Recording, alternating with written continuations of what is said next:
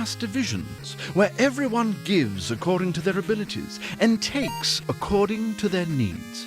Sounds pretty sweet, no? To German poet and philosopher Karl Marx, such a communist utopia was not only possible, it was inevitable, or what he called the march of history.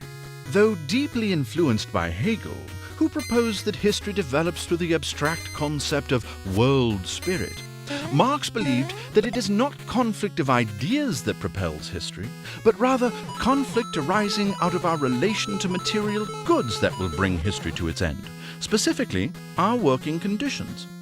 Marx calls this historical process dialectical materialism.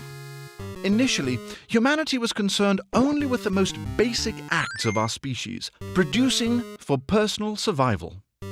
But as the population multiplied, economic systems were established to address the needs of all. And with economics, an individual's relationship to the products they create changes, for one is no longer producing for their own immediate needs. They are producing for others. Fast forward to the Industrial Revolution, where mankind created mechanisms to fulfill the needs of many with unprecedented efficiency. These mechanisms, or capital, are owned by individuals, leading to enormous concentrations of wealth. And for the tired worker who must operate these machines, there is no getting ahead. For in order for the capitalist to maximize profit, he must pay the workers little more than is necessary to survive. To Marx, this economic system of capitalism thrives on exploitation and creates widespread unhappiness through what he calls alienation. For starters, I am alienated from the fruits of my labor. If I create a turnip, it'll be sold to another. And in exchange, I'll be paid a wage and become as much of a commodity as the thing I produce. Thus, I am removed from my work.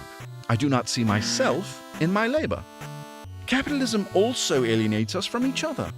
For the worker to produce efficiently, the capitalist tells them they are in constant competition for their job, thereby turning our fellow man into an adversary rather than an ally. Furthermore, capitalism alienates us from our very nature.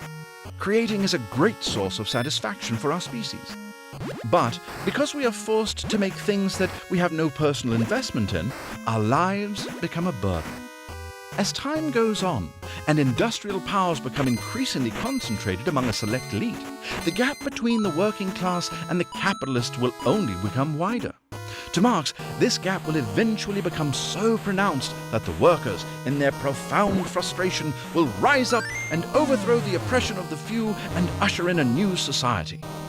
A society in which there is no private property, there are no class divisions, where people's labor is held for the common good, and where all work according to their ability. And that, my friends, is communism. Even today, Marxism is one of the most powerful ideologies in the world.